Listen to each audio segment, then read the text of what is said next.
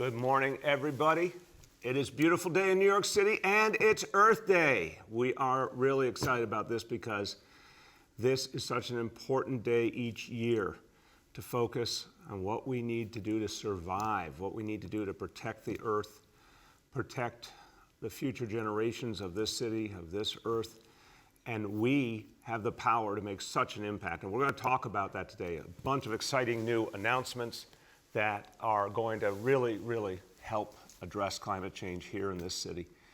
And so we're going to focus on Earth Day, we're going to focus on climate change today and certainly many times ahead in this year. But every day, first, we'll go to what we talk about every day, which is the fight against COVID. And my hope and prayer is that as this year progresses, we'll be able to talk less about COVID and more about the future. But right now, we still have to win this battle against COVID once and for all, and that means getting vaccinated. It is the key. So the good news is more and more vaccination sites. The good news is more and more outreach efforts, making it easier and easier, more and more places where you just walk up. We're going to have a lot more to say on that in the coming days, but let's give you today's number. Since the beginning of the vaccination effort, 5,943,896 doses given. That's almost 6 million doses now. So again, New York City keeps moving forward, and you're going to see in the indicators later on what an impact vaccination is making, because the indicators keep getting better and better each day. So let's stick with it.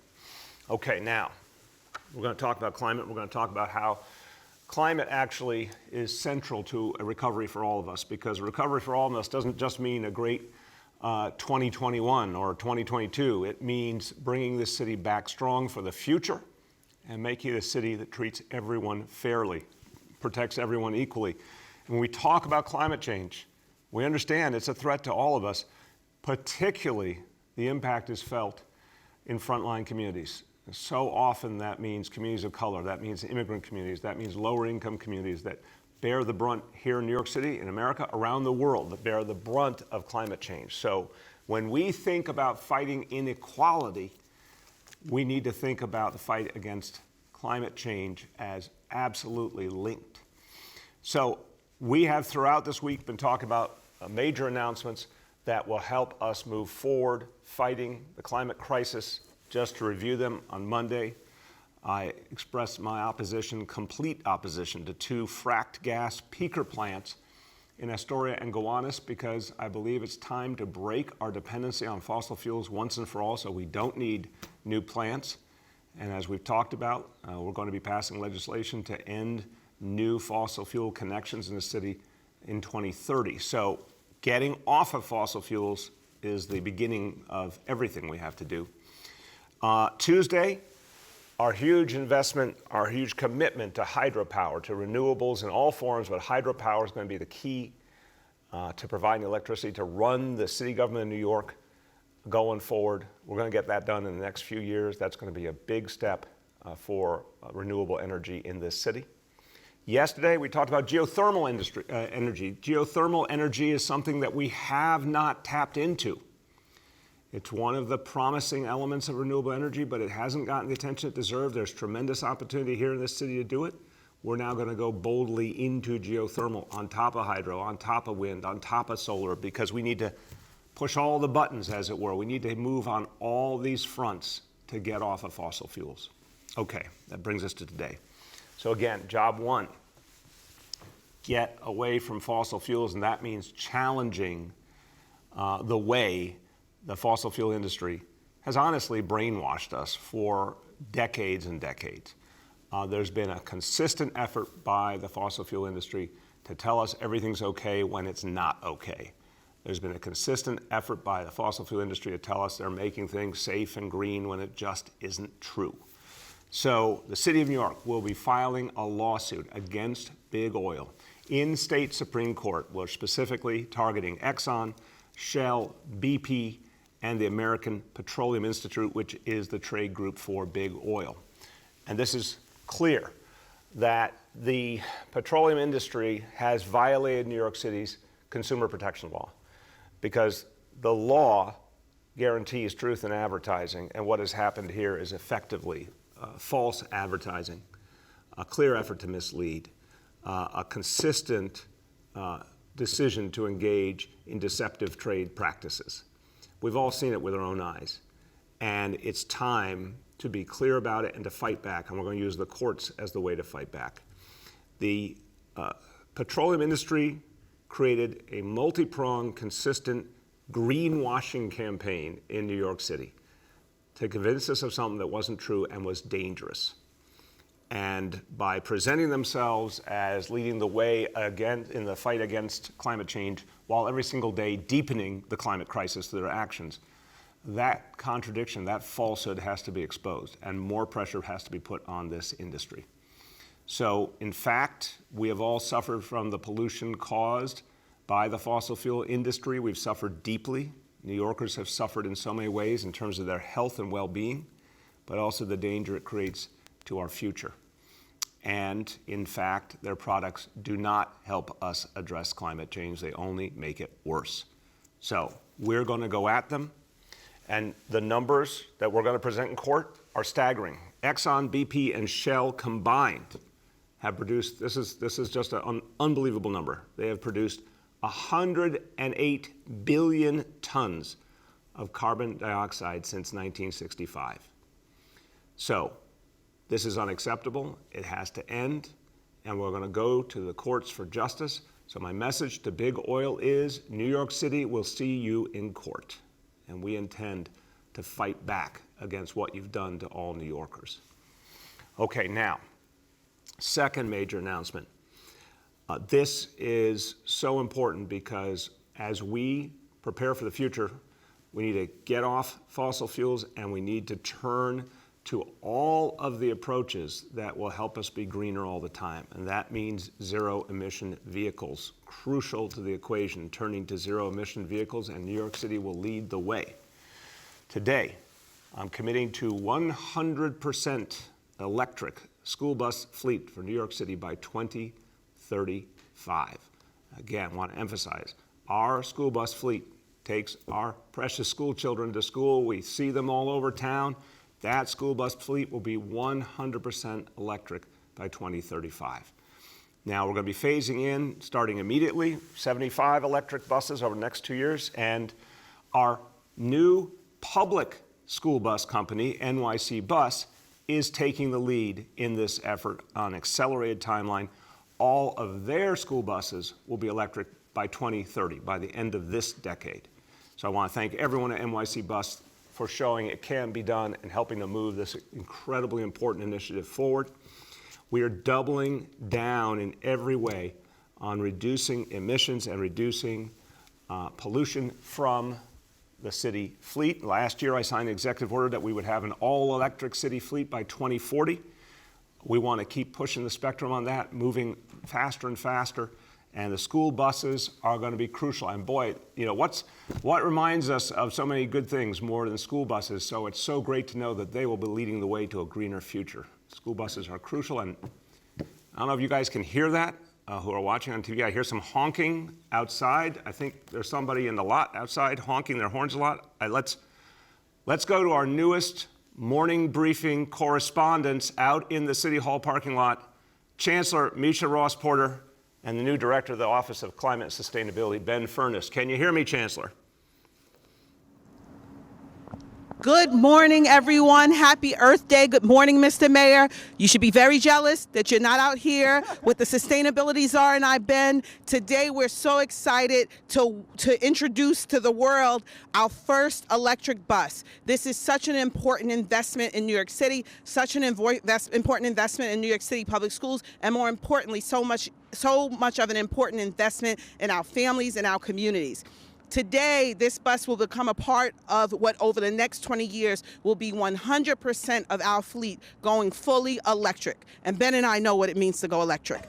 What an exciting morning. I want to thank so many people. I want to thank our CEO of Nice Bus, Matt Berlin, Council Member Drum, Speaker Traeger, Speaker Johnson, Chair Traeger. I'm so excited about this bus. I don't know who to thank, but we're so excited to be out here. It's a great day for New York City, and I'm going to pass it over to our sustainability czar. Ben, it's electric. It's electric, It's Chancellor. electric. Thank you. Thank you so much, Chancellor. You know, we are in a sprint We can't afford to waste any time in the fight against climate change, and that is why this bus is going to be heading out on the streets and carry children next week. And that is why over the next 2 years, we're going to be bringing 75 more electric buses to the streets of our city. You know, electric buses mean clean air for our kids, it means clean air for the neighborhoods where they drive, and it's all part of our vision to electrify the city fleet and move beyond fossil fuels. I want to thank the Chancellor and the entire staff at DOE and Nice Bus for all the incredible partnerships so far, and I want to thank Speaker Johnson and Councilmember Drum and the whole City Council and all the activists and parents and community organizations that have felt so passionately about this. You know, the Mayor's Office of Climate and Sustainability is so excited to roll up our sleeves and get to work to make the vision of an all-electric bus fleet a reality. Back to you, Mr. Mayor. Thank you so much. Happy Earth Day. Thank you. Happy Earth Day. Happy Earth Day. Ben, happy Earth Day. Chancellor, very excited out there in the parking lot. And also, I believe there was a cultural reference to the famous dance, the electric slide there in her invoking It's Electric. So check your cultural references, everyone. But the Chancellor and our Director, Ben, really are emphasizing that this is part of how we make real change right now. Now, we've got to make it in every part of people's lives, which means if we're going to have more electric buses, if we're going to have more electric cars, we need more charging stations. This is something to the great credit of President Biden, who's taking an incredible, bold stance on climate change. And in his infrastructure vision, there's a real focus on more and more charging stations all over the nation. Well, we're going to get to work on that right here and now. And we're working with the City Council to expand the existing law, because right now in New York City, it's hard to find an electric charging station. It should be part of every place that people go. And so we're going to work on a new law with the council to require that all new parking lots and garages have electric vehicle charging, that every spot has to be ready to have electric charging installed as we build out, and that new spots have to come with electric chargers. Many of them at least have to have electric chargers already installed from the very, very beginning. This is how we move forward. I want to give a special shout out and thank you to Councilmember Justin Brannan, who has sponsored this legislation, is going to help us move forward. He is a true environmentalist who's focused on these issues. This is the real work we have to do to change people's lives for the better, to make it easy to find an electric charging station. So this is how we build a green infrastructure. This is how the Green New Deal here in New York City actually comes to pass, and we all get to experience it.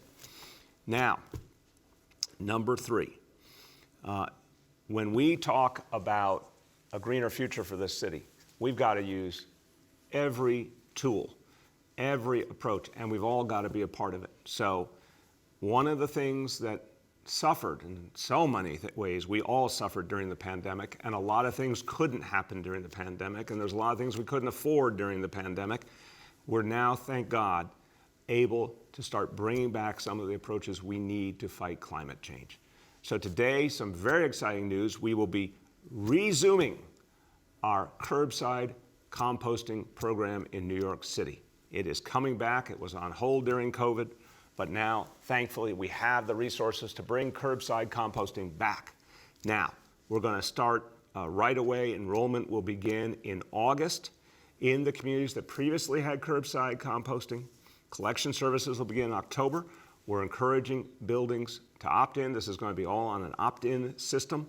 And we think this is going to be the right way to restart the organics effort and the composting effort.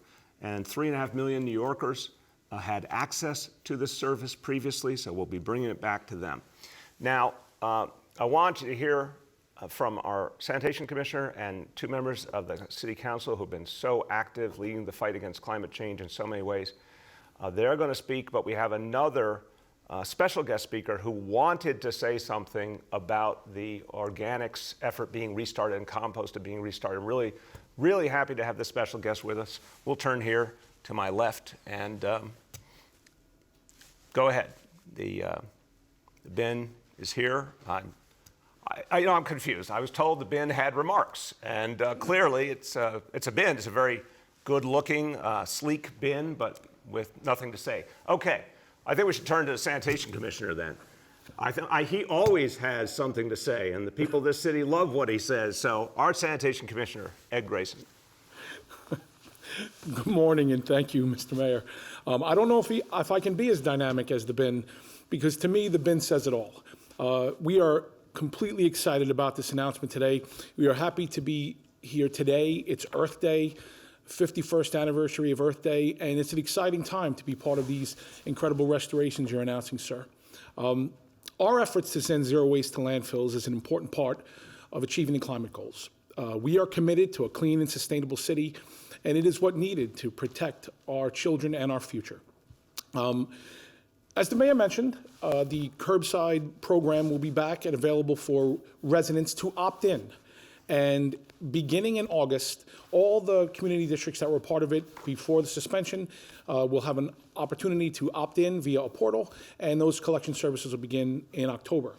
And we're looking forward to this approach. We think this is the right way to get back into the Curbside program, and it's very exciting. But we are announcing so much more today. The community composting program, which is the popular neighborhood sites where people of the neighborhood are operating for an opt-in, a voluntary program throughout the neighborhoods of the city, will grow by double. We currently have over 100 sites, and we're excited to say that we expect to have over 200 sites. And these sites, to put it into context, have collected over 1.3 million pounds of organic material over the last 7 months. And if we can double the sites, we can do even more than that. It's very exciting. These are great programs, and we're committed to make sure that we have these sites available in every community district in the city. We will be also piloting all new smart bins for additional opportunities for the public to, again, participate in organics. These smart bins will be also available through an app. You'll download an app and register for the product, and you'll be able to go to one of these smart bins located throughout the city to use your app to access the bin and deposit your organics material. This is another exciting new way to expand our knowledge of how the waste stream will move and give that access and opportunity for organics disposal and organics collection to move us forward on our goals. School curbside composting is coming back to the nearly 1,000 schools that had it pre-pandemic. We're very excited about this. Naturally, getting into the schools, working with the youth, making them understand the nature, the culture of sustainability, and how they can make that scalable in their own daily lives is very important. And getting back into schools for the next fall on the full organic service that we had pre-pandemic is an important step forward in continuing that great work. We're looking very forward to that partnership with DOE. We'll also begin offering new reuse swap events and additional opportunities for neighborhoods across the city to donate recycled clothing and textiles. We're increasing by a factor of 6 the number of safe disposal events that we will host throughout the city, moving it from the 2 per borough per year into making sure that we have 1 per community board district every single year. And our special waste drop-off sites that have been closed since the pandemic will resume this July, starting to take material every week as we had pre-pandemic. Having this opportunity for the residents of this city to bring and properly dispose of these household hazardous materials is so critical to keeping our workforce safe, but also doing right by the environment. Another excellent step forward that I'm so happy is happening. All of this is all set on keeping as much waste out of the landfill as possible and taking the critical steps forward over the rest of 2021 and onward into getting back to our goals of zero waste, achieving zero waste, and setting the pathway forward, building a future that everyone can get behind. We're not only in the waste business, we are in the sustainability business. We are in providing an example and an opportunity for all the communities and all the residents of New York City to make good choices, to make the right choices, to make the choices for our future. And these announcements today, these service restorations today, and this expansion of some of our community programs today is very exciting and completely the breath of fresh air we need as we all recover. Thank you, sir. Thank you so much, Commissioner. Hey, Commissioner, I loved what you said. It's true. Department of Sanitation is in the sustainability business and has been a leader in this nation in terms of innovative approaches thank you for the extraordinary work you've done over years and years at the Sanitation Department, but as always, thank you to the men and women of your department who do so much to make this city work every day and to make it greener every day. And this is going to be a big step forward. Now, I want you to hear from two members of the City Council who have been absolute leaders in the fight against climate change and have helped move really important progress in this city. First of all, obviously, on the topic of electrifying school buses and having an electric school bus fleet as a leading edge of getting off of fossil fuels and getting away from emissions. Really exciting, and who will understand the power of that more than a former New York City public school teacher who has done such extraordinary work in the field of education, was the Education Committee chair in the council, now the finance chair. My great pleasure to introduce Councilmember Danny Drum. Good morning, and thank you, Mr. Mayor, and happy Earth Day to you. In recent years, New York City has been making notable strides towards tackling the climate crisis. And this announcement today represents a significant leap, especially in one area, the greening of our vehicles. There are undoubtedly global benefits to converting the country's biggest school bus fleet, but I would like to focus on the more immediate impact. Environmental justice communities, such as the one that I represent, had to deal with a host of economic and health disparities. Dirty buses and the noxious fumes they spew most impact the individuals who spend the longest time on them, drivers and special education and homeless students. In fact, parents concerned about their children's health, the ones who first brought my attention to the need to electrify our school buses. And as you said, as a former teacher who experienced, albeit briefly, trouble breathing inside and around school buses, I had to agree. And as I talked to more and more people, I realized that the impact extended even further. Residents near schools and bus stops have long suffered from the air and noise pollution of our now antiquated fleet. The council and leading advocates have been fighting for cleaner, greener school buses for years. And so I want to acknowledge you listening to us, Mayor de Blasio, and working to put this motion before your term ends. We are most grateful. Thanks to the path, or should I say, the bus route you are putting the city on today, countless parents, teachers, drivers, students, and communities can begin to breathe a lot easier. The full rollout of electric buses is a large effort that will take time, but today's news means the wheels are in motion and we cannot turn back. If New York City can do this, every municipality in the country can do this, and it should. Thank you again, Mr. Mayor, and this is a great program. The wheels are in motion. Okay, I saw what you did there. Thank you, Danny. And thank you for your leadership. And you're right, it's about protecting us all against the climate crisis. It's also about the health of our kids, because fewer emissions means healthier kids, less asthma, more we can do to protect those who are so precious to us. Now, I want to hear from another council member who has been a leader on organics. He's someone who really understood what we had to do to keep building up composting in this city. And I know he is like I am. We are personally obsessive composters and want to see this program come back strong in New York City. And he is sponsoring the legislation to help us expand the sites all over the city. My pleasure to introduce Councilmember Keith Powers. Thank you, Mr. Mayor, and yes, happy Earth Day. I do love composting, and it is something I've taken up even more during the pandemic as I've been home cooking and being at home working. But I wanted to say thank you to the Mayor and the Department of Sanitation for their effort here to bring back the composting program in New York City.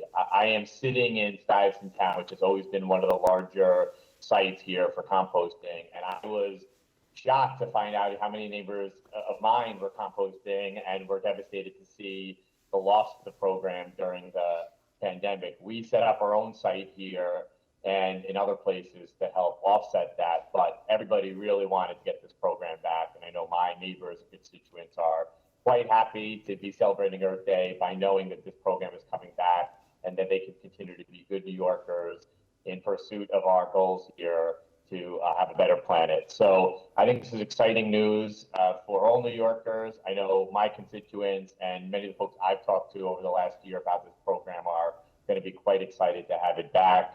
And I look forward to getting back downstairs and using that bin to put my organics back in it and to make sure that I'm being a good New Yorker here in our environmental goal. So thank you, Mr. Mayor. Happy Earth Day. And thank you for bringing this really important program back. Thank you, Keith, and happy Earth Day to you and all the residents of Stuytown and Peter Cooper Village. I know it's an incredibly civic-minded community that you're a part of. And I love the fact that people have kept going no matter what, and now everyone will be able to be a part of this whole citywide initiative again. So thank you for your leadership in making it happen. With that, we turn to some more good news because, again, I'll always preface by saying we got a long way to go, we got a lot of work to do, but the indicators continue to be really, really promising. So let's go over them. Number one, daily number of people admitted to New York City hospitals for suspected COVID-19. Today's report, 167 patients. Confirmed positivity down to 44.57%, and hospitalization rate 2.59 per 100,000. So we want to keep driving that down below 2, but real progress in recent days for sure. Now, number two, new reported cases on a 7-day average. Today's report, 1,964 cases. Look at that graph. That is really good to see. This is very promising. And number three, percentage of people testing positive citywide for COVID-19. Today's report on a 7-day rolling average, the lowest we've seen in a long, long time, 4.54%. Why? Because of vaccination. Because of vaccination, because we're almost at 6 million vaccinations given in the city of New York. It is working. You can see the cause and effect really clearly here. And what am I going to tell you next? Go get vaccinated. If you haven't yet, it's the perfect time to do it because you can help us drive back COVID and push it out of this city and get our life back to a better place. So vaccination's working, indicators moving in the right direction. Very, very promising news we're seeing. Okay, a few words in Spanish. I'm going to go back to the day we are celebrating today, Earth Day, with my green tie. Very, very fashion appropriate today. Okay. Hoy es la Día de la Tierra y no solo estamos celebrando el planeta, estamos tomando acción para protegerlo. Vamos a invertir en autobuses electrónicos para nuestras escuelas, luchar contra la industria del petróleo y mucho más. Ya sabemos que el cambio climático afecta más a las comunidades de color y de primera línea. Las inversiones que hacemos hoy ayudan a romper este ciclo para crear un futuro más limpio para todos.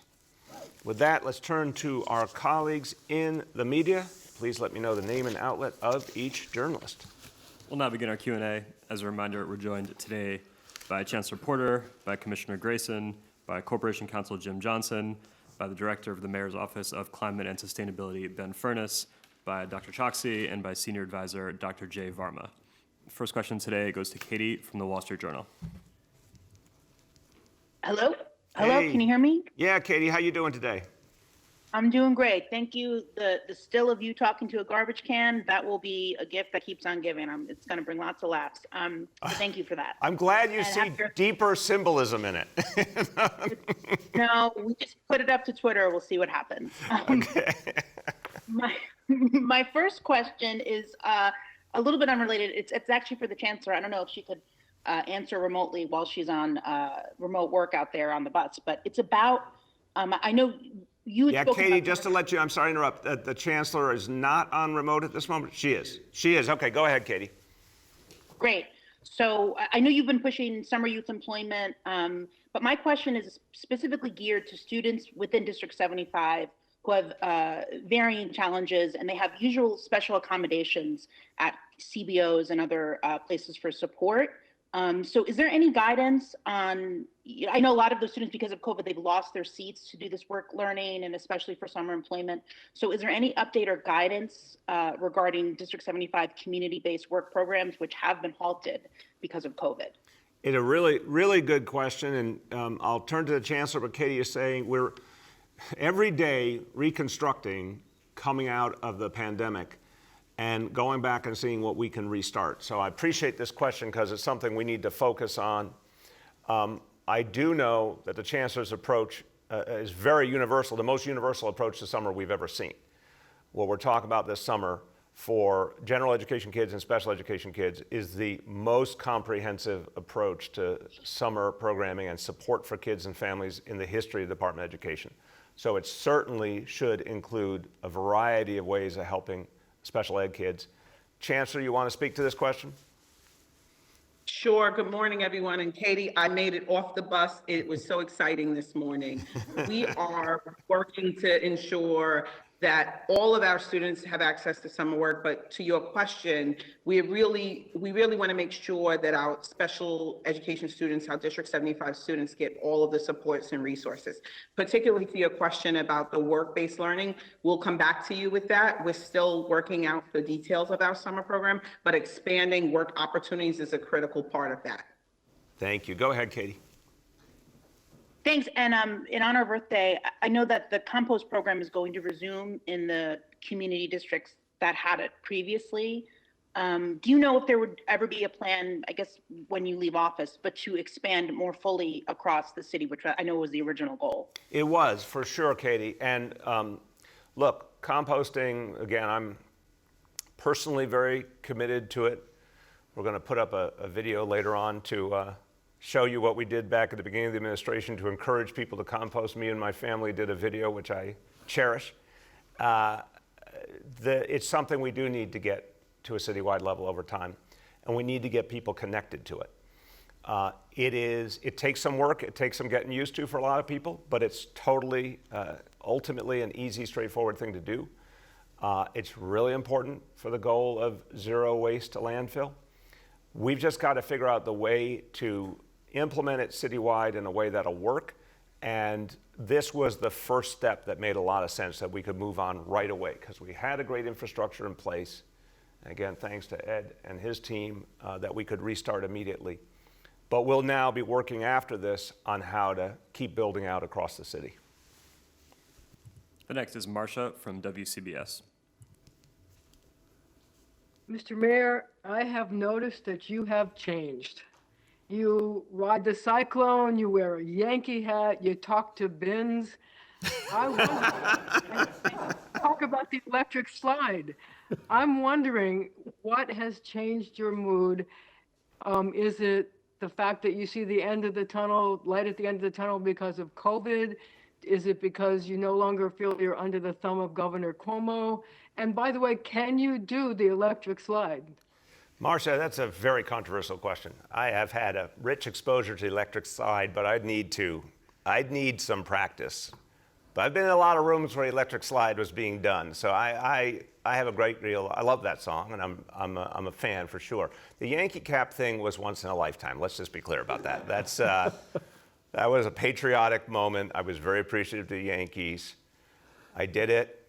I want to tell you, Marcia, I don't know if you caught this nuance that day, but you know, everyone knows I grew up in Massachusetts, a Red Sox fan, and one of the most horrifying moments in Red Sox history was Aaron Boone's home run in 2003. And so I put on the Yankee cap, and the first thing that I saw after putting on the Yankee cap was Aaron Boone, like literally himself, right across me saying, "Hey, that looks really good on you." And I said to him, "You're making it even worse."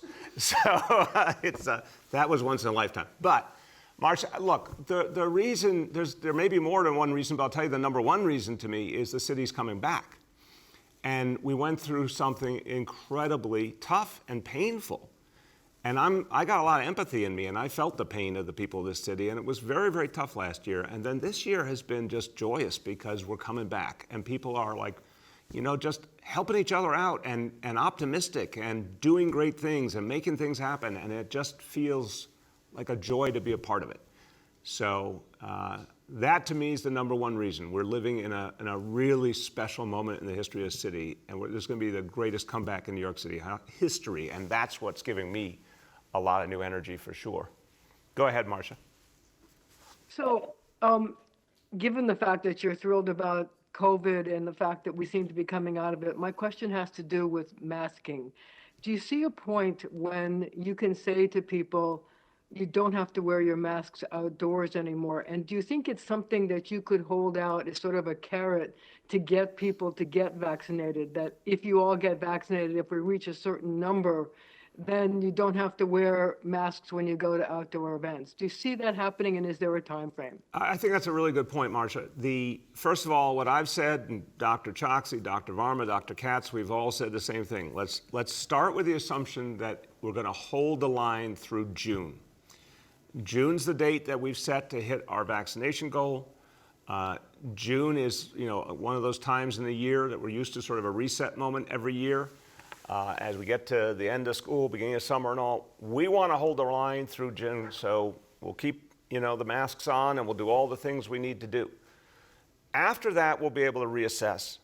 And I think you're right, that one of the things we can say to people is, if you want to get rid of the masks, if you want to get rid of the social distancing, if you want to get rid of the restrictions, go get vaccinated. And we're going to have to keep masks and restrictions in place until we're 100% sure we're out of the woods. And the best way to know we're out of the woods is to see those vaccination numbers go up and up and up. Because you've seen already, just with the number of people vaccinated so far, is just pushing down COVID and pushing down the cases and making the city safer. So I think you make a good point. I think there is an incentive in that, and we'll keep making that point clear to people. The next is Pat Kiernan from New York One. Mayor Blasio, good morning. Thank you for taking my question. How you doing, Pat? This is very late in the day for you. I'm always here watching the briefing. I'm confused about what the allegation is in this oil lawsuit, because we have an entire planet that's addicted to oil, and we're all aware that it's terrible for the planet. Can you clarify how the city is going to try to pin that addiction on three specific oil companies, because they aren't the only oil companies that are doing business in the city, and these three are singled out in your remarks earlier?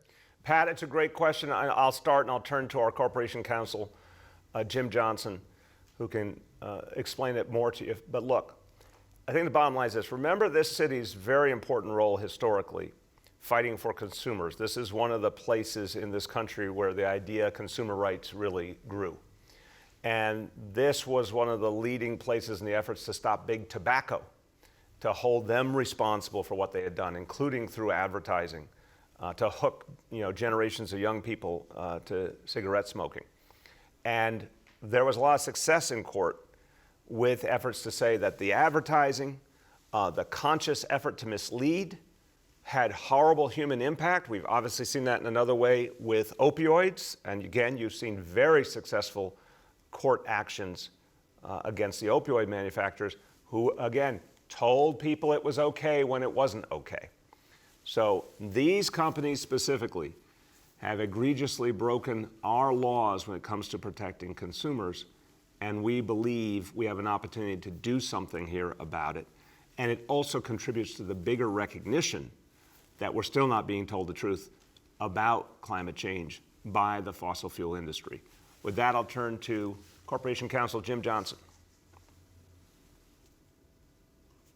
Jim? I think I'm turning to him. All right.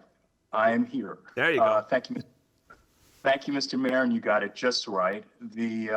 What we're doing here is focusing on representations that these companies made in New York City to New York City consumers. There are many things that can be said, but when it comes to a product that you're selling, you have to tell the truth. You can't leave out important information. And you can't try to persuade the consumers that you're something that you're not. And that's what has happened here. Consumers are entitled to make choices about a variety of things. And many consumers are very concerned about climate change.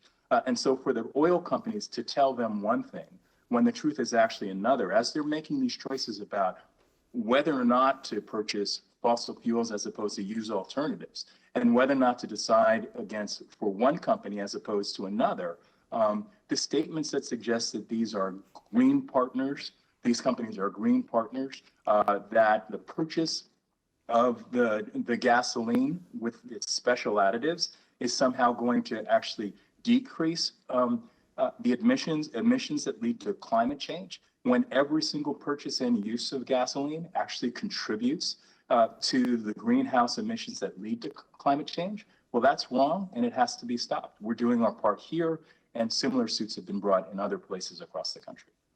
Thank you. Go ahead, Pat. My follow-up would be related to your use of an SUV, Mayor de Blasio. Is that a gasoline vehicle, and is it filled up at either a BP, Shell, or Exxon station? Pat, that vehicle is, it's a hybrid vehicle. We can get you all the specifics. It runs on electricity a lot of the time. I don't know where it's filled up, but I do know a lot of the time it's charged with the electric charging station right here in the City Hall parking lot. And again, you're going to see more and more of the city fleet go electric. So we're moving away from fossil fuels constantly. I led the charge, I'm very proud of this, led the charge to divest New York City's investments from fossil fuels. Billions and billions of dollars we took away from the fossil fuel industry, and that actually helped spark other places in the country and even London and Paris to divest from fossil fuels. So we're quite clear about we're breaking the dependency more and more every day in this city. And I think it's something we need to push in every way we can, including this legal action. The next is Dana from the New York Times.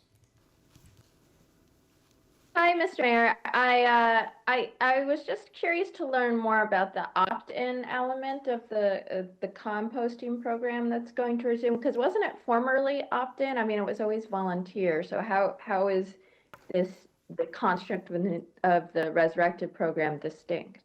Dana, I thought you were going to start by saying, I'm curious to know what the bin thinks about this. And, I thought we were going to give the bin another chance. But the notion here, and I'll let Commissioner Grayson talk to you about how it's going to work, is to say we're going to cover the same areas again, but households, buildings opt in specifically so we get a sense of how much demand there is. We want to really get this right, and we know some people are ready to participate right now. I'm going to be back at my home in Brooklyn starting on January 1st. I'm looking forward to participating in organics directly, but other people are not into it or not ready for it or don't have the space right now or whatever it may be. So we want to pinpoint, literally building by building, who's in, who's out, so we can structure this properly. Commissioner. Thank you, sir. And yes, that's exactly the entire purpose of an opt-in approach. While yes, before the program was in those community boards and it was voluntary, so to speak, the idea now is to get back out there you would register for the program and we would do pinpoint routing. So that makes it much more precise, keeps our truck travel down, lets us go out and service all of the people who want to be involved while we continue to solicit better behavior. Number one, on the watch my neighbor do the right thing, and I have the opportunity to also join in, when it fits my household. Give us time to build on the messaging. Give us time to get some real metrics that can help us make a more scalable product for when we're ready to go back to a really robust program again, which is the future of where this waste stream has to go for climate change and for our zero waste goals. But that's the difference. The difference is we are looking to solicit a constituent base who would register for the program, ask for service. We would service those stops and build on that as more and more people registered for the program. Thank you very much, Ed. Go ahead, Dana. Thanks. And then just to follow up, since it seems like you are targeting a sort of smaller base, do you have any projections on how many tons of organics you'll be collecting versus how many the city collected under the former model? I'll turn to the Commissioner on the initial projections, but Dana, I think this is going to be something that grows quickly. I really do. Last year, so much was disrupted, and people were just trying to make sense of so many challenges, plus the budget crisis we were going through, et cetera. Now we're in such a better situation. We start this up on a very, very large level again. I think a lot of people participate instantly. I think the more we educate people, the more and more people will come into it. And then keep building towards citywide and make this something that will be truly citywide and consistent and part of our future. Takes some time, but I think it's going to add up to a lot over time. Ed, why don't you talk about what your initial projections are? In the last full year of our curbside program pre-pandemic, that program yielded over 50,000 tons of organic waste diversion from landfills. And as you said in your question, your first question, it was a voluntary program. We are very optimistic that as it grows and becomes scalable, that we can see that kind of diversion again, and even more so.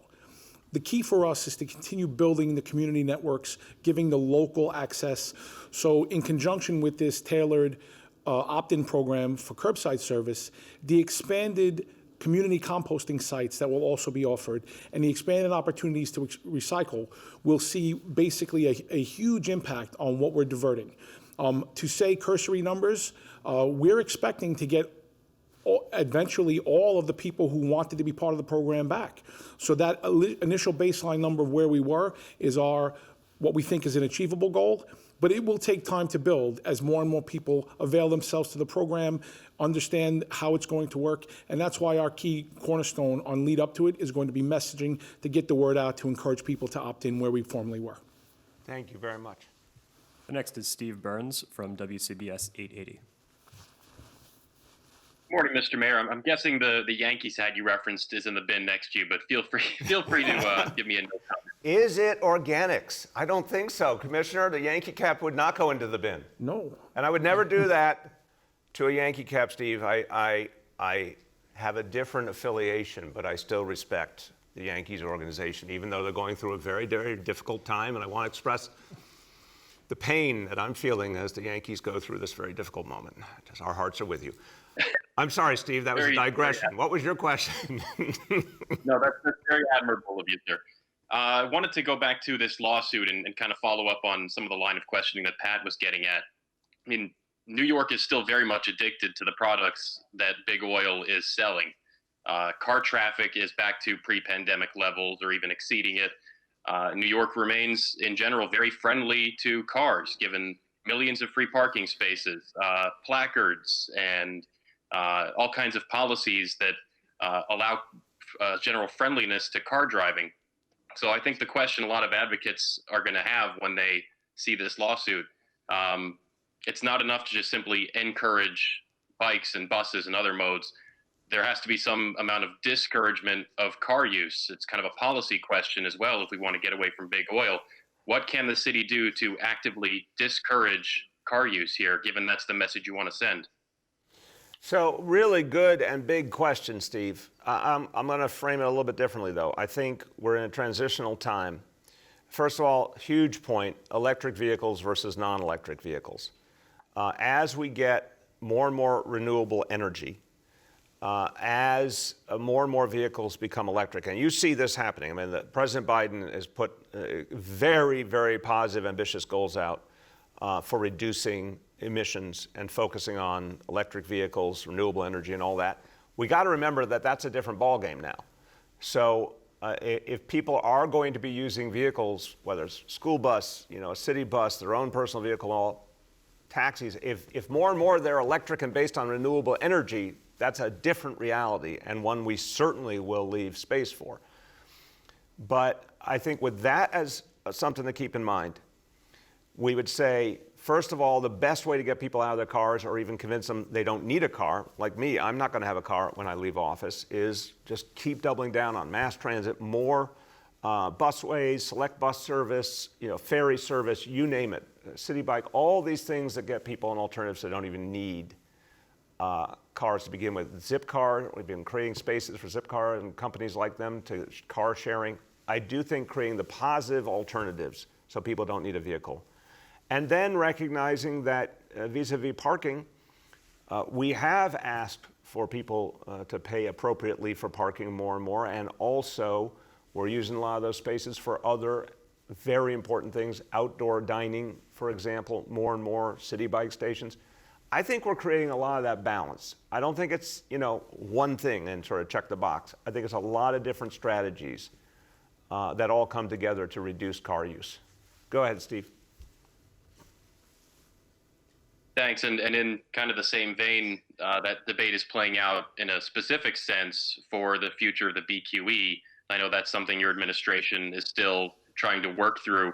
How does that context kind of play into this debate where we evaluate the future of cars and how many of them we still want circulating, especially through some of those really dense neighborhoods? Another great question. I talked to our Transportation Commissioner, Hank Gutman, earlier in the week about the BQE, and he and his colleagues at DOT are putting together a new vision for how to approach that. Obviously, starting with protecting the BQE as we have it now and making sure it's available in the coming years, but then figuring out where we're going. And one of the things Commissioner Gutman has talked about, very consistent with your question, is re-envisioning the whole approach as we look to a future where we hope to have a lot less dependency on individual car use. And again, to the extent we have cars and trucks and buses, hopefully more and more electric and running on renewable energy. But we do need to be thinking 10, 20, 30 years ahead as we make our plans on the BQE. We're going to have more to say on that in the next couple of months, both how we protect it in the short term, but also a very different vision for its future and what it's going to mean for us. The next is Jessica Gould from WNYC. Hi, thanks. This is for Chancellor Porter.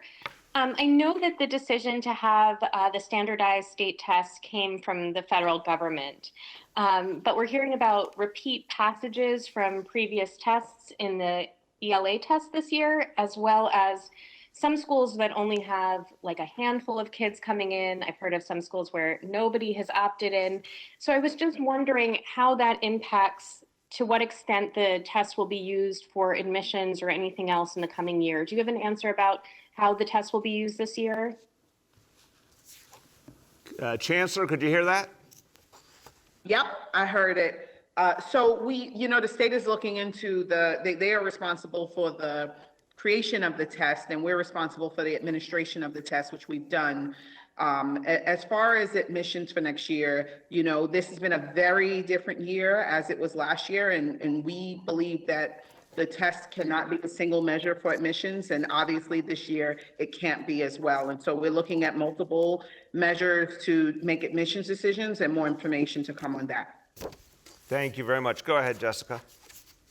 Okay, great, thanks. And this is from my colleague, Jake.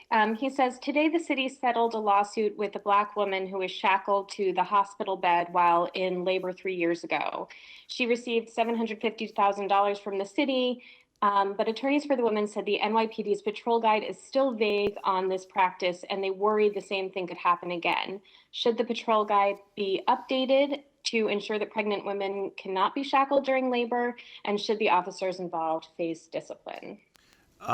Jessica, I need to look, it's a great question and I appreciate it. And obviously I think that was inhumane and we don't want to see that ever happen again. I will check on whether the patrol guide either was at the time or since has been amended to make clear that's unacceptable. I think in terms of any discipline issues, I got to get briefed on what happened, but also what the patrol guide said to do, because if an officer's following the patrol guide and the patrol guide is wrong, it's not the officer's fault, it's the larger decisions that were made. So we will get back to you shortly. I think it's a really important example of something that needs to change, and if it has not been changed already, we will change it for sure. We've got time for two more for today. The next is Yoav from the city. Yoav? Yeah, can you hear me? Yeah, how you doing? Good. In the context of the George Floyd killing and the important role that the video played in revealing what happened, I wanted to ask you about similar videos here of police encounters that result in civilian death. There's been a number of instances where you've declined to watch those videos personally, even though it's the most objective piece of evidence of what happened. And additionally, I'm thinking of two cases, the killing of George Zapantis and Kowalski Trarik, they also reveal that the police department was at minimum misleading about the circumstances that led to that person's death. I'm wondering specifically, have you seen those two videos? But more generally, when a civilian dies in a police encounter here, why don't you, as a matter of course, if there's video, why don't you review it?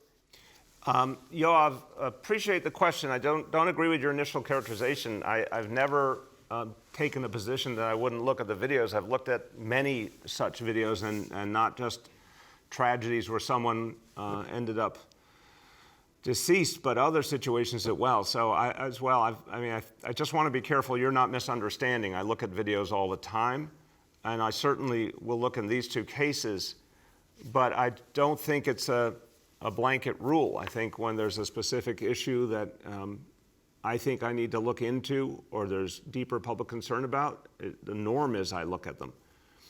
But again, we're trying to create a lot of different ways to ensure things are done right. That's why we have strengthened the Civilian Complaint Review Board. That's why we have a discipline matrix. That's why we have a lot of different ways to make sure that officers use minimum force, that we de-escalate. You know, there's lots of different pieces going on here, not just does the mayor end up watching a video. But I certainly have looked at a lot, and I'll look at these two as well, for sure. Go ahead, Yoav. Thanks. You know, just to follow up, I mean, the most recent example I'm thinking of was the killing of Delron Small, which by now occurred 5 years ago. I know you were asked on WNYC a number of times if you had seen the video, and you essentially said there's no purpose in it. You don't want to opine because it's in process. But you're one of the few people who can actually hold the NYPD accountable. The case has taken a long time to get to trial. You're in a role where you could, you're not going to put your thumb on the scale of what happens, but you could say, I want this resolved quickly, and it would be resolved quickly. So have you seen that video yet? And if not, why not?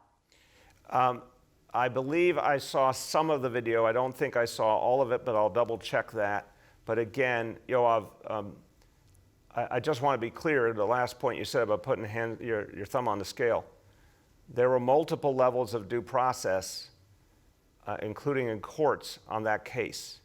And then further, the CCRB wanted to pursue it, and they are. That is moving forward. So I just think we got to recognize that the things we all want to see, that if something happens, there's a full investigation. If something needs to go to the courts, that the courts have a full trial, due process out in the open. If something should be pursued by the CCRB, that happens. All of that is happening in this case. And the results have been clear. And some people don't agree with the results, but they have been clear. So again, if I see something that I feel I need to know more about, I'm going to do that. But when I see a system functioning where all the kind of due process, all the kind of investigation, all the kind of follow-up is happening, I think that's what we've been all trying to achieve here. I think that's the whole point. Go ahead. Last question for today goes to Alex Zimmerman from Chalkbeat. Hi, everyone. My first question is for the Chancellor. I wanted to follow up on a line of questioning that Jessica Gold was asking about. Obviously we've seen these reports that many of the questions on the state tests are being recycled and that students have seen them before. And so taken together with, other aspects of the test that have obviously changed this year, including the fact that they're completely optional, do you think the tests are going to mean anything? Will they convey any important information to you as the leader of this system? I'll start and turn to the Chancellor and just say I think it's an extremely aberrant situation this year. I think you're right to point that out, Alex. We've never had a situation like this. It's obviously because of the pandemic. I think we're going to see it as different than anything we've dealt with before, and make judgments accordingly. Go ahead, Chancellor. No, I agree with the mayor. We are in a very, very different time in this moment. And so the tests will give us information that we will use to inform how we support students. Families made decisions about taking the test because they wanted that information.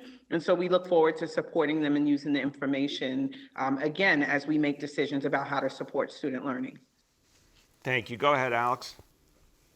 Yeah, my second question is just about sort of looking ahead to the fall. Obviously, a super majority of parents are still learning remotely, and there are lots of big questions about what remote learning could look like next year and how many families will choose that if it's offered. I'm just wondering if the chancellor can give an update on the city's thinking in terms of what that remote option would look like, whether it would be run centrally, whether it would be sort of individual schools' responsibility to run it, and just whether there will be any sort of like parent or school engagement from the DOE on what that looks like. It's a question a lot of people have. Yeah. And also just a tiny follow-up to the last question too is just, do you know how many students have opted into state tests? Okay. On that one, I don't. If the chancellor does, she'll let you know, but we'll keep you posted on that. But to the bigger point, your timing is impeccable, Alex, because Chancellor and I were just having an animated discussion yesterday at the DOE cabinet meeting about what we see for September. And I'm going to turn to the Chancellor. Look, we're making a lot of progress now. Because of the high level of vaccination, we're seeing real progress. The data and the science are speaking to us. You know, the cases are plummeting. Thank God we're not out of the woods. The variants are still out there. I'll give all the qualifiers. I know Dr. Varma and Dr. Choksi are listening. They will insist rightfully on those qualifiers. But overall, we're making a lot of progress. And, you know, a huge number of people getting vaccinated each week.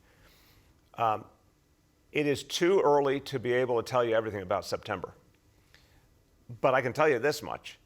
We want every child back in the classroom, and we're planning on every child being back in the classroom. And, you know, a lot could happen between now and September. And we don't want to speak for all parents. We know that some of them may still have tremendous sensitivity and concern, and we're going to work with that. But the goal, the thing we're planning on, is if every single one of our children, million children, showed up on opening day of school, that we would be ready to accommodate them. And we're going to do whatever it takes to be able to give them a safe, positive environment. Chancellor. So I'll start backwards and say that the test data about who's testing today is not public. It is a process, and we'll have that information at the conclusion of the testing period. I am also a parent who has to make the decision about September, and I am really looking forward to having my daughter be back in school full time. That's what I hope for our system. That's what we're working towards. But again, we are always going to ground ourselves in putting health and safety first. We've made a lot of progress, got a lot of vaccines in arms. And so our goal and our move forward is thinking about reopening our system in a new way that, you know, really ensures that our students feel affirmed and welcome back and sees themselves in the curriculum. We absolutely will be engaging families. As a parent myself, I know how important it is to have parents at the table as we make these decisions. And we're already starting internally to have conversations about what return should be and will be for our system. And I look forward to many, many, many more animated conversations with the mayor about that, because this is the most important thing for the city to do right now. And I want to emphasize, we were animated because we were in fierce agreement. We want, and we're planning on every child coming back. That really is the goal. And I'm telling you, based on what we're seeing these last few days on the COVID indicators, it's a realizable dream. I really believe that. But a lot more to do. Hey, as we conclude, I just want to see can the camera go to this other chair for a moment? I just want to make a point about, you know, the bin really let us down. Been asked for an opportunity to speak, and then just, you know, I mean, yeah, you can bear silent witness if you want, but I just thought that was really a lost opportunity. So Ben Furness, Climate and Sustainability Director, I just want to thank you. I know you would never do that to us. I would not, sir. I know you care. I mean, the bin, what was that, okay? So I just want to say, you know, I'm, for one, incredibly excited to have the brown bins back. I don't know if that means I'm on Team Bin, but... Okay, I'm fine with that, but Ben, I just want to say it is the last time I allow an inanimate object to speak at one of my press conferences, okay? I think I've learned something valuable today. I hope it's a lesson to all of you as well. Thank you. Take care, everyone.